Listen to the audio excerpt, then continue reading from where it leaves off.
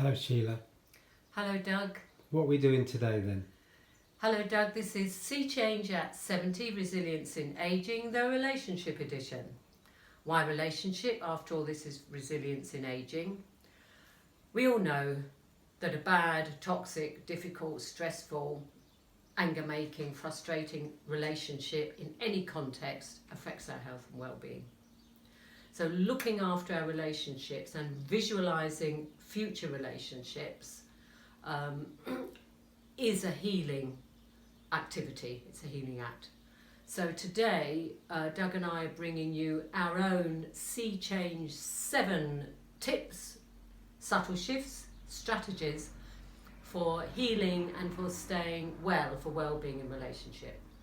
The suggestion with all these videos is it only takes one, and that one is ourselves.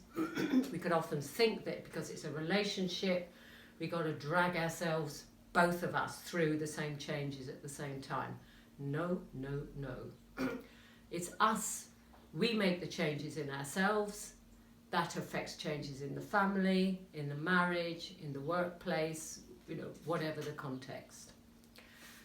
It's also diagnostic activity, in that if we make those healing shifts within our own hearts and minds, our own heart-mind, and nothing happens of benefit, that shows us something about the potential for that relationship.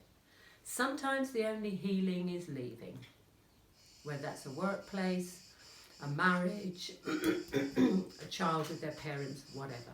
Okay, so Doug, a mouse has just run across the floor. No distractions. The first sea changer is pause. I don't mean press the pause button like before. Is pause, take a break. You can feel the trigger pressing. You can feel the frustration or the anger rising. Time out. If you're on the phone, I'll call you back. If you're in the room, it's anger, walk away. But always, if you like, with a head over your shoulder, I will be back, but I'm going now. Practice that pause. I find it one of the most difficult things to do on this planet is press that pause button.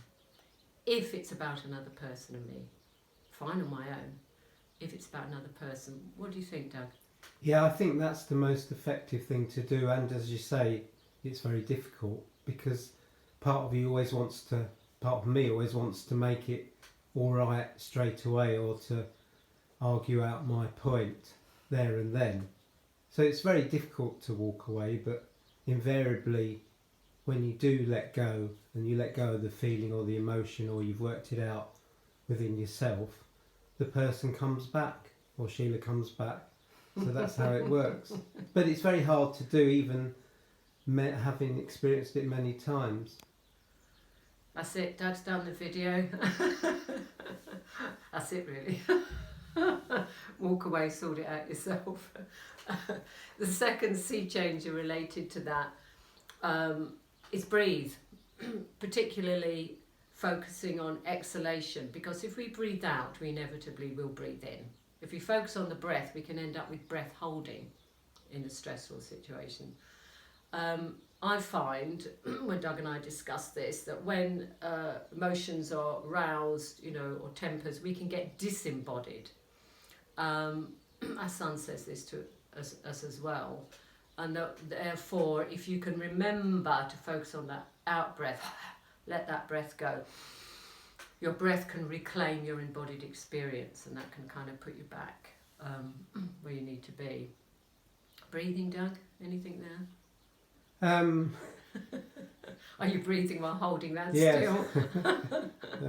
I can't comment on that. No, okay, breathing. Third sea changer, put it out there. What I mean by that is, in a sense, I always have an image in my mind whenever two are in the room, three are in the room. There's, say, in this situation, talking about, for example, here, marriage, me, Doug, and the third aspect, the putting it out there. What am I putting out into this space? Is it sort of healthy, healing, funny, fun, or is it, angry and frustrated and irritated and depressed, what am I putting out there? The healing act is to put that frustration, irritation, anger out there in a safe way, as in not directed at the person for whom you're feeling it, but somewhere else. You might be journaling, you might be making art or art play, you might be doing, as we did in the last video, creative visualization and sensory experiencing. But the important thing is put it outside yourself so that you can get perspective on it and so that you can enjoy the discharge of that. Where are you with that? Yeah, you might just be walking, screaming into the wind or on the cliffs, or just venting your anger or upset.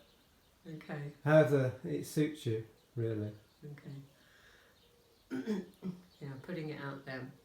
At the same time, paradoxically, there is nothing outside ourselves. That's I think our fourth sea changer tip. Nothing outside ourselves. So what we mean by that, this is a Byron Katie phrase, there is nothing outside ourselves. It's also lots of other people's. It's an ancient insight, isn't it, from the traditions. Nothing outside ourselves means basically, if it's triggering, it's ours. Okay?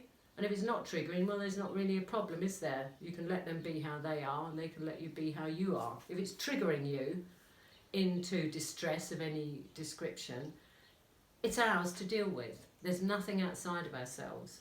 And often when we're pointing the finger and going, you, if we turn that finger round and say, okay, so how am I doing that? This act of unkindness or not taking care. Then we get to a much more interesting version of it, and a version that we can heal and take responsibility for. So there's nothing outside of ourselves. Great to remember that. Fifth one comes up a lot in our relationship is humour, both the healing kind and the toxic kind. What do you think, Doug, about that humour? Yeah, I think humour is a difficult thing to define, because often it has an element of venom or cruelty within it, but it depends on the context in which it's given. So if you're feeling okay with somebody or loving, then humour can be teasing without cruelty. But if there's a resentment towards that person, then it can come out through the humour as an act of antagonism. But often to be funny, it has to have an edge to it often. So it is complicated. Interesting. Yeah, I think we do both quite a lot, really. Of both of sort of expressing anger or frustration, but also affection, sort of laughing at ourselves, here we go again, that sort of thing. Yeah, humour. 6, sea changer, letting it go. It's just a thought. This is the one I find really useful. I can build up a picture through actions and events that this is happening, that this is what it means. And then I tell myself, what if it doesn't mean that? What if that's just a thought? How do I actually feel about this? And I often find, actually, when I take this big clunky thought away, that these series of actions means this, I don't really feel much about it, so what, in a way? It's easier to let it go. So something around noticing that once a grief, a lot, oh, that's a shame that happened, oh, we didn't do that, oh well, never mind. But once it becomes a grievance, oh, that means he never does that. You always do that, you never do that. It becomes this big sort of millstone. So something around the process of noticing how losses, small disappointments, etc., can easily become these millstones of grievance around our neck by building blocks of thought that it means this. And again, if that's such a trigger that it becomes a millstone around our necks, then it's ours, no doubt, from our own lives, our own past, our own disappointments in ourselves. Stop shoving it at the other person, that's the thing. Put it out there, in the art play, in the screaming into the wind, whatever, and take the millstone from around the neck, let it go. What do you think of that? You don't have to talk about everyone. No. 7, yeah? Yes. Yeah. Number Okay. 7. Ritual, ceremony and celebration. My feeling is, and we've talked about this a lot over the years, and Doug and I have a lot of ritual, ceremony and celebration in our relationship, although, you know, we were together many years before we actually formally got married, for example. And living here in Spain, we noticed that individuals, relationships, towns, traditions, you know, there's so many fiestas here. People on the whole tend to have at least one saint's name, and name days are celebrated as much as birthdays, so you have at least 2 birthdays in a year. All kinds of relationships are celebrated with huge family and friends fiestas. You know, everything's an excuse or reason for ritual, ceremony and celebration. Traditional societies really know how to value the ritual, the spiritual, the ritual element of life, if you like. And I feel perhaps in the modern world we lose this, or we have lost this. So the encouragement is, since a lot of these sea changing tips are about getting out of trouble, or you know, bringing peace and healing back into a relationship, one of the more positive, regular activities we can do together is to create our own, or use our religious rituals if we have those, our spiritual tradition rituals if we have those, our societal rituals, community rituals if we have those, or create our own. Bring ritual, ceremony and celebration into daily life. You know, whether it's the special breakfast that you have or the dates that you go on, whatever. You know this stuff. But it's around elevating it to a level of importance so that work doesn't get in the way, you know, the YouTube, the news, the whatever, doesn't get in the way of your ritual, your celebration, your ceremony. This is our Sea Change at 70 Resilience in Aging Relationships Edition. What do you think, Doug? Yes, I think it'll be a hit. Thanks for that. Thanks, Doug. Thanks, Sheila. Till next time. If you like, subscribe, press like.